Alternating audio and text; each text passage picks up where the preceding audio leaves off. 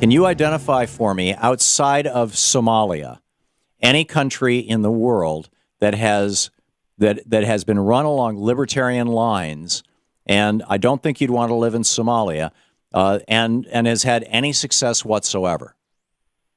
Any time in the history of the world? I would say that the best example was, old America, but it really hasn't gotten a chance because... Which old America? It never really has come to complete, No, libertarian has never been tried, John, because it doesn't work. What do you think of that list up there? What do you agree with? Anything you disagree with on that list of comparisons? All the stuff that's missing from it. The libertarian. Of course, yeah. The Libertarian Party was started basically as a scam, as a front group for big business in the United States and very wealthy people. And big business doesn't care if gay people get married. They don't care if people smoke pot. They'll give you the social issues. But if you look at the Libertarian Party platform, from the 70s back, when it was largely created and brought into its modern form, 1980, when David Koch ran for vice president, it wasn't just privatize Social Security, it was turn it over to the banksters on Wall Street.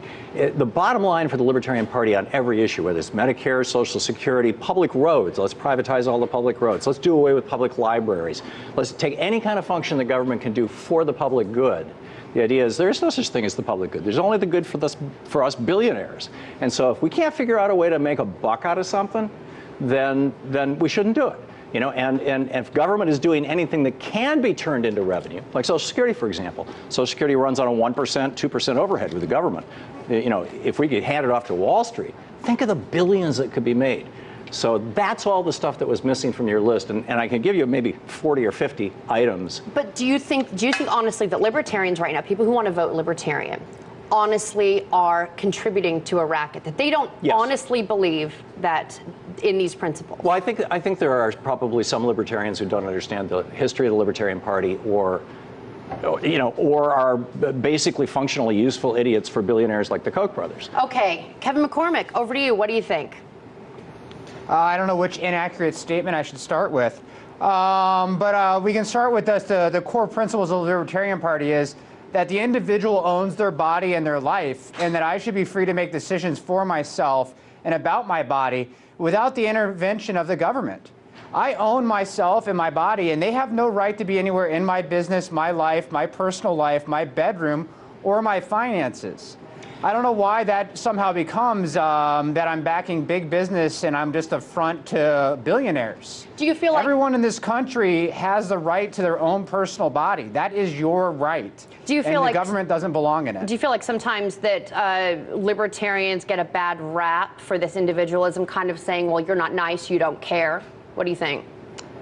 Well, no, I think it's just we have people like Tom that come on and try to make it sound like it's a crazy opinion that I'm somehow supporting just billionaires. It's not a crazy thought. The fact that the government takes money away from me or takes things from the individual to protect the individual from themselves is just ludicrous. Tom, do you think? Well, it's a straw man. It's a nice straw man. You set up a straw man and you knock it over. The fact of the matter is, you say, it's all about me, it's all about my body. This is the main cleavage between the progressive worldview or the liberal worldview, or I would say the American worldview, going back to George Washington, and the libertarian worldview going forward, which the libertarian worldview is I, me, mine, and the progressive and traditionally the American worldview is we, us. And that's the big difference. Libertarians don't acknowledge that they're a part of society. You guys would prefer to quote people like Margaret Thatcher, who said there's no such thing as society, there's only a collection of individuals. And I get that. But and you can dress it up in fancy language all day long and say, hey, I'm responsible for all of this, everything I've accomplished, it's mine, it's my body. But the reality is you wouldn't be here if it wasn't for public roads or public schools or public education or the making sure that your food is safe and your drugs aren't killing you and things like that. Kevin, all the things libertarians oppose. The New York Times has started a series and did a rather long article that's absolutely brilliant over the weekend. It's titled "When You Dial 911 and Wall Street Answers." And they say, since the 2008 financial crisis, private equity firms have increasingly taken over public services like emergency care and firefighting, often with dire effects. A Tennessee woman slipped into a coma and died after an ambulance company took so long to assemble a crew that one worker had time for a cigarette break. Paramedics in New York had to covertly swipe medical supplies from a hospital to restock the depleted ambulances after emergency runs. A man in a suburban South watched a chimney fire burn his house to the ground as he waited for the fire department, which billed him anyway and then sued him for $15,000 when he didn't pay. In each one of these cases, someone dialed 911 and Wall Street answered. And this is amazing. They say the business of driving ambulances and operating fire brigades represents just one facet of a profound shift on Wall Street and Main Street alike, a New York Times investigation has found. Since the 2008 financial crisis, private equity firms, the corporate raiders of an earlier era, have increasingly taken over a wide array of civic and financial services that are central to American life. Today, people interact with private equity when they dial 911, when they pay their mortgage, when they play a round of golf, or when they turn on the kitchen tap for a glass of water. The Reagan line from 1988 that the 10 most dangerous words in the English language are, hi there, I'm from the government, I'm here to help. All right, Kevin, when Thom talks about the public funding aspect, a lot of people say, well, libertarians don't want public funding for anything. What do you say to that? Is that true now? And if so, how can libertarians move forward on that sort of a platform? No, it's a larger view. It's just, where do you start, where do you stop, and where do you begin? We used to have private roads and private schools, and the public and individuals would help fund and grow society. Public roads are in the Constitution. George Washington built public roads. When you force an individual to contribute their money, their resources to things that you think are more valuable, then you've violated my rights as an individual. The society as a whole can come together. The businesses that need those roads for their companies to grow should be funding for those resources. You don't need my money. If a store wants to open, they need a road to get access to those resources. It's just silly that we jump to these, who's going to build the roads, when the reality is there is no difference between the Republican and Democratic Party. Every year, they would take more from the individual and then pass it down to where they see fit. So let's stick to the concept of... The government has no hand into picking the winners and losers. Let's stick to the concept of the public road. Are you saying libertarians don't agree that using public funds to fund roads? No, there's nothing wrong with using public funding to fund privatizing roads has been part of the society. libertarian platform since 1972. So you're accusing libertarians of wanting to privatize the roads? Well, no, I'm not accusing. Libertarians say that. It's right up front. I would encourage you to read, probably the cleanest libertarian platform is the 1981 that David Koch ran for vice president on. You can find it over at Bernie Sanders' website, or you can easily Google it. We oppose any compulsory insurance or tax-supported plan to provide health services, including those which finance abortion services. We also favor the deregulation of the medical insurance industry. In other words, let those banksters just rip everybody off all they want. We favor the repeal of the fraudulent, virtually bankrupt, and increasingly oppressive Social Security system. They want to do away with Social Security. We propose the abolition of the governmental post office. We oppose all personal and corporate income taxation, including capital gains taxes. We support the eventual repeal of all taxation. As an interim measure, all criminal and civil sanctions against tax evasion should be terminated immediately. We support repeal of all laws which impede the ability of any person to find employment, such as minimum wage laws. In other words, repeal the minimum wage. Don't raise it. Do away with it altogether. Government ownership, operation, regulation, and subsidy of schools and colleges should be ended. In other words, if you're born rich, you get educated. If you're born poor, no.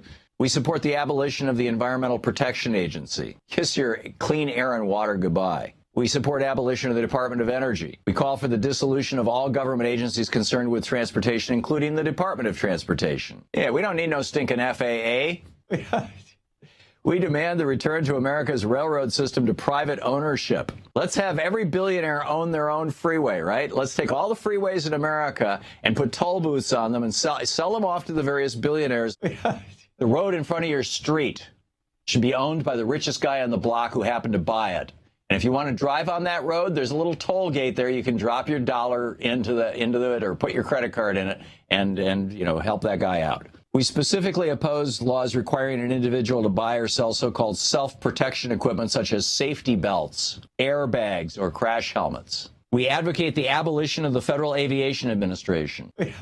Pilots, passengers, good luck, you're on your own. We advocate the abolition of the Food and Drug Administration. Oh, you think that drug actually is what it says? It might be, it might not be. We support an end to all subsidies for childbearing built into our present laws. We oppose all government welfare relief projects and aid to poor programs. We call for privatization of the inland waterways. Yeah, all our rivers, they should be handed over to the billionaires too. Let's privatize our rivers, turn them into toll roads. We call for the repeal of the Occupational Health and Safety Act. We call for the abolition of the Consumer Product Safety Commission. We support the repeal of all usury laws, state usury laws. That is, laws against, charging obscene amounts of interest, ripping you off. And yeah, it says, public roads. Why is the government paying for roads? Why is the government paying for anything? Basically, the libertarian idea is you pay for the military, you pay for the police, because you got to protect the billionaires and their money and their resources. And that's it. No, the rest of you, good luck. You're on your own. We call freedom the freedom to die in the gutter like a dog. The billionaires don't even need the public police officers. They've already have their own private security forces. Well, let's say the millionaires. Why do you keep jumping to associating the Libertarian Party to billionaires? We because are one of the most underfunded parties in America. The Democrat and Republican parties are the ones that are funded by billionaires, not the Libertarian Party. No, why do you David keep Koch throwing is supporting out the Libertarian Party. So he's no longer a member of the Libertarian Party. Why do you got to keep jumping back in time? The reality is the billionaires run the Republican and Democratic parties. The Cato Institute, which is the principal voice piece for the libertarian movement, used to be called the Charles G. Koch Foundation. It's still funded by the Kochs. All of this stuff goes back to basically to these billionaires saying, giving people like you these great sounding talking points that really fall apart when you try to examine them. Why are most libertarians men?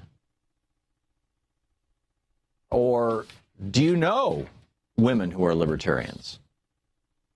We were talking about this in our morning conference call to put together the radio show this morning, and Sean and Louise and Danielle, as I recall, all said they didn't know any women libertarians.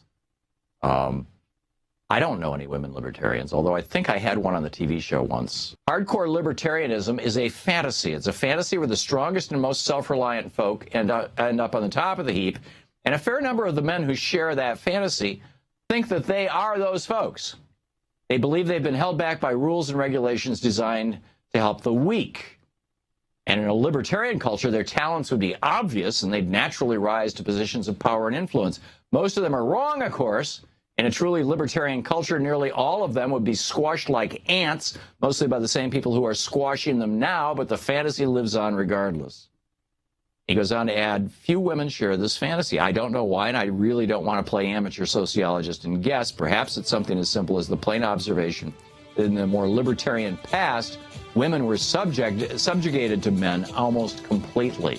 I am now associated with the Cato Institute because I'm a libertarian, because I can't think for myself and come up with my own opinions. I didn't say that. The reality is the Republican and Democratic candidates are going to spend $1 billion this year to be president of the United States so they can decide whose money they want to take and push those resources down to the other individuals. Tom, why are you move keep to the associating Somalian with libertarian paradise? Let me ask you something. Do you feel that, accusing people who really do believe in their hearts that their personal rights are being attacked by the government, is it fair to accuse them of strictly being selfish when they yes. tell you honestly in their minds that they feel that individual rights equal more social freedoms and cohesion? I mean, Lindsay, how can you call them liars? You're using, very easily, you're using language and frames that are simply not accurate.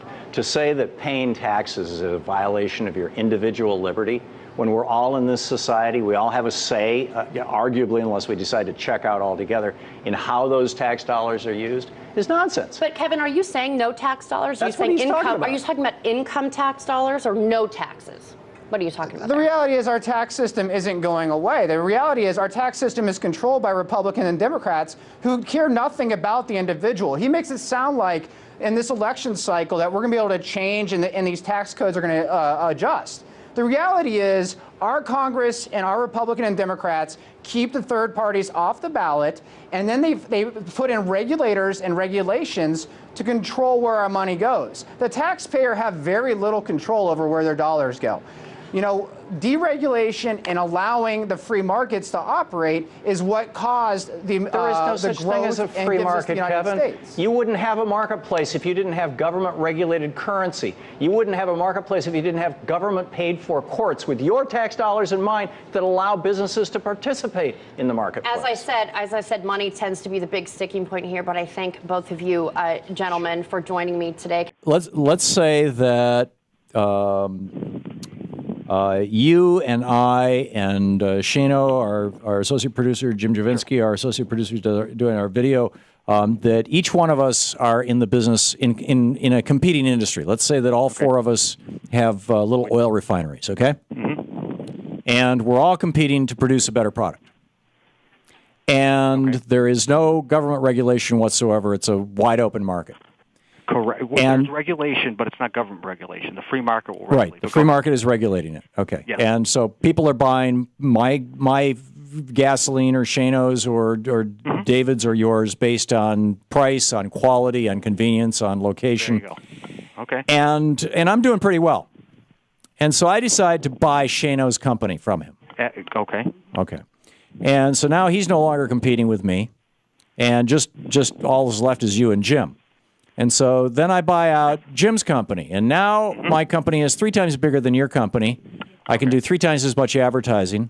I can ring fence you basically. I can make sure that this is and if you're old enough, you remember back in the 60s and 70s, the growth strategy for Standard Oil was whenever, as I recall, it was Standard. It was one of the major oil companies. Whenever there is a gas station that's successful on a corner, you put one on the opposite corner. Right. Okay.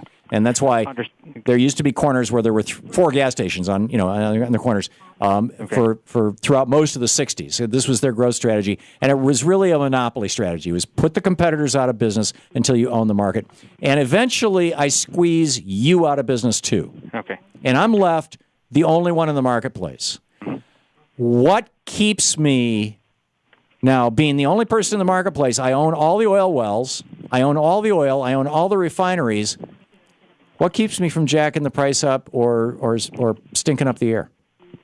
Okay. Well, this is my response. In reality, what you're talking about was attempted. Standard Oil did attempt to do that back in the earlier part of and government stopped 20th century. No. Government helped them insinuate their monopoly. What prevents you from going along with your example? What would prevent you from doing that is the free market. As long as the ease of entry back into the market is cheap, the competitors will always be there. What Standard Oil found out is when they were doing this process of buying out all these competing companies, the price of the oil kept dropping, and they could not keep out the competitors until they went to the government and said, help us keep out the competitors. But Anthony, you respectfully, I read several histories of the Standard Oil Company when I was writing my book on equal protection. I've got a chapter on them. They built up their monopoly. The price of the oil kept dropping, and that's the important item. The price, John Rockefeller was dropping the price of oil in order to drive his competitors out of business in Ohio, West Virginia, and Pennsylvania. And then he was colluding with the railroads to refuse to carry their oil. And when they went bankrupt, he was buying them up. And the state of Ohio was so horrified by this that they began to prosecute him. And when Ohio said this is a trust that he's created by buying all these companies, he's basically creating a monopoly. They called them trusts back then. Rockefeller said, and this was in the late 1780s, early 1790s, what's referred to as the charter mongering era. Look it up. He said, what state will change their laws to allow me to do what I'm doing, to have monopolies? Right. In other words, yes. And New Jersey said, we'll do that, and he moved to New Jersey. So exactly correct. What did he do? He looked to the government. Exactly. to allow him to monopolize markets. It was because it was the government that was trying to say, no, you can't have a monopoly. There has to be competition. The Sherman antitrust law is a pro-competition law. Without the government, you're not going to have competition in a marketplace. You're going to have monopoly. How can you have a free market with no rules other than whoever has the most money makes the rules? It wouldn't operate like that. As I said, the key fact here is allow ease. Well, give me an example, Anthony, of any time in any country in the history of the world where your free market has worked that I could look at. The United States of America is the best example of them all. Now, I understand it wasn't an anarcho-capitalist society. Are you talking about the Gilded Age, the Rockefeller era? Well, of course, there was a great. I mean, that was the worst depression in the history of the United States. Was from 1780 to 1798. Anthony, I don't think that's a good example. But keep looking. If you find something, give me a call. This is a great piece from BillMoyers.com about the libertarian delusion. He says, fundamentally, the free market model assumes away inconvenient facts. Libertarians presume no disparities of information between buyer and seller, no serious externalities, no public goods the markets can't properly price, and above all, no disparities of power. But in today's substantially deregulated economies, bankers have far more knowledge and power than bank customers. Witness the subprime deception. Corporations have far more power than employees. Insurers have far more power than citizens seeking health insurance.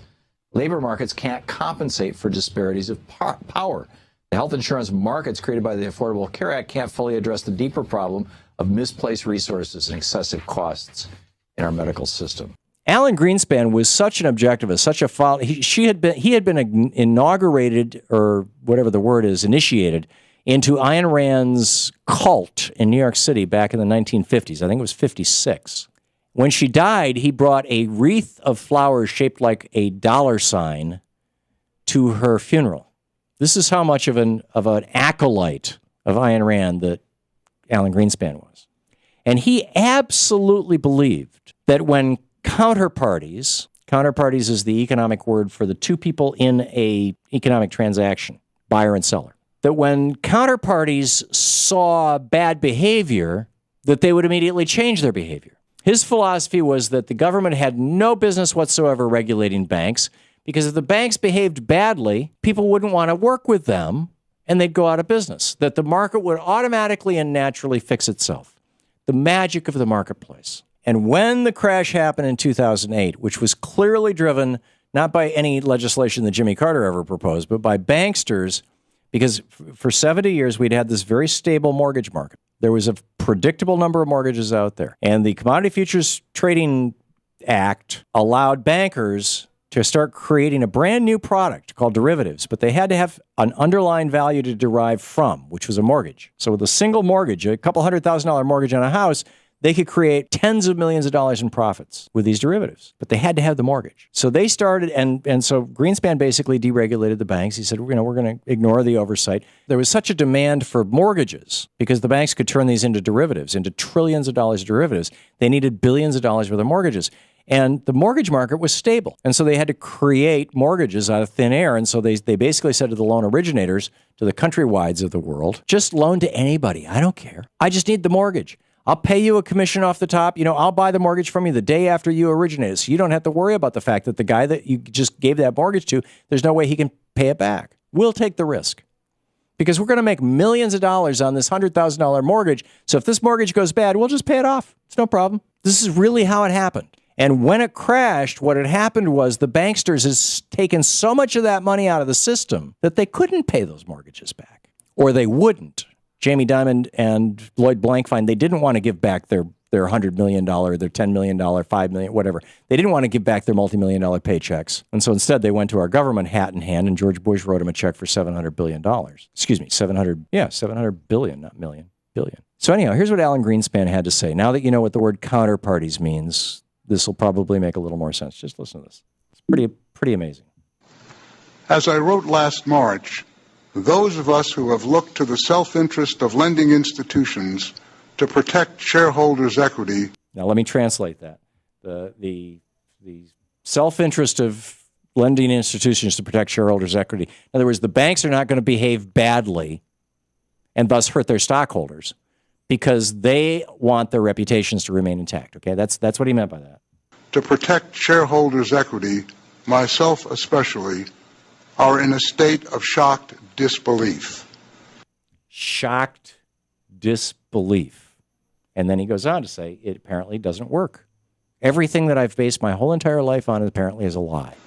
Such counterparty surveillance is a central pillar of our financial market state of balance.